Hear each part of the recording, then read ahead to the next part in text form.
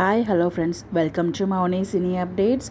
Pandian stores season 2ல் மாமியார் மருமகள் 2 பேரும் ஆக்ட் பண்ணிகிட்ருக்காங்க. இவங்க 2 பேருமே வந்து பார்த்திங்கன்னா ஒரு புது ஆட்ஷூட்லேயுமே ஆக்ட் பண்ணியிருக்காங்க.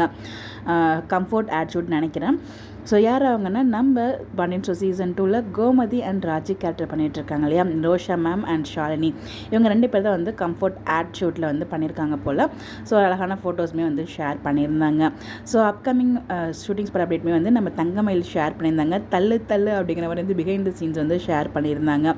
ஸோ நம்ம சரவணனும் தங்கமயிலும் பைக்கில் போகிற மாதிரி அந்த போகிற சீன் வந்து அவங்க தள்ளிகிட்டே போகிற மாதிரி ஒரு எப்படி ஷூட் பண்ணுவாங்க அந்த ஷூட்டிங் சீன்ஸ் வந்து அவங்க பிடிஎஸ் வந்து ஷேர் பண்ணியிருந்தாங்க. ஸோ இவங்க வீட்டில் இருக்காங்க, காலையிலே இவங்க வந்து வெளில கிளம்புறாங்க அப்படின்னா இன்னும் இப்போ வரைக்கும் வீட்டில் உண்மை சொல்லலை போல்.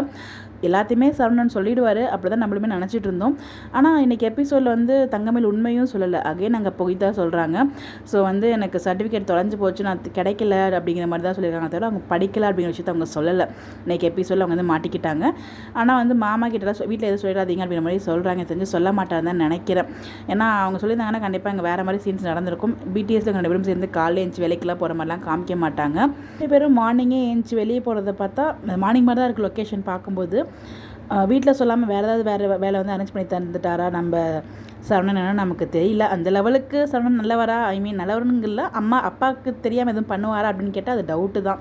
எபிசோட் பார்க்கும்போது நமக்கு கிளியராக தெரியும் என்ன அப்படின்னு சொல்லிட்டு. ஸோ பேக் டு பேக் வந்து சைடில் நிறைய ட்ராக் வந்து மூவ் பண்ணிகிட்டு இருக்காங்க. ஒரு பக்கம் தங்கமையோட அதாவது அவங்க வேலை வந்து விஷயம் வந்து சரவணனுக்கு தெரிஞ்சிடுச்சு. இன்னொரு பக்கம் வந்து பார்த்திங்கன்னா நம்ம மீனாக்கு பிரச்சனை ஆஃபீஸில் அவங்க தம்பிகளால். ஸோ செம மாதம் வந்து ப்ளே பண்ணியிருப்பாங்க. எனக்கு மீனோட கேரக்டர் அந்த சீசன்லேயும் பிடிக்கும், இந்த சீசன்லேயும் பிடிக்கும். ரெண்டுமே வந்து 2 விதமாக இருக்கும். ஒரு பப்ளிக் கவர்மெண்ட் ஆஃபீஸராக வந்து பார்த்திங்கன்னா என்ன பண்ணணுமோ கரெக்டாக அதை வந்து பண்ணியிருப்பாங்க. ஸோ இங்கே வந்து அவங்க தம்பி வந்து செம்மையாக இங்கே குதிச்சுட்டு இருப்பார். அண்ணன் வந்து இங்கே கோமதிக்கிட்ட சண்டை போட்டுட்டு இருப்பாங்க. என் பொண்ணாடி என்னன்னாலும் பண்ணுவாங்க, நீங்கள் முடிஞ்சதை பார்த்துக்கோங்க அப்படின்னு சொல்லிட்டு நம்ம இவருமே சொல்வார், செந்திலுமே. ஸோ நல்லா இருந்துச்சு அந்த சீன். நம்ம மீனோட அந்த ஒரு மூவ் வந்து எனக்கு ரொம்பவே பிடிச்சிருந்துச்சு.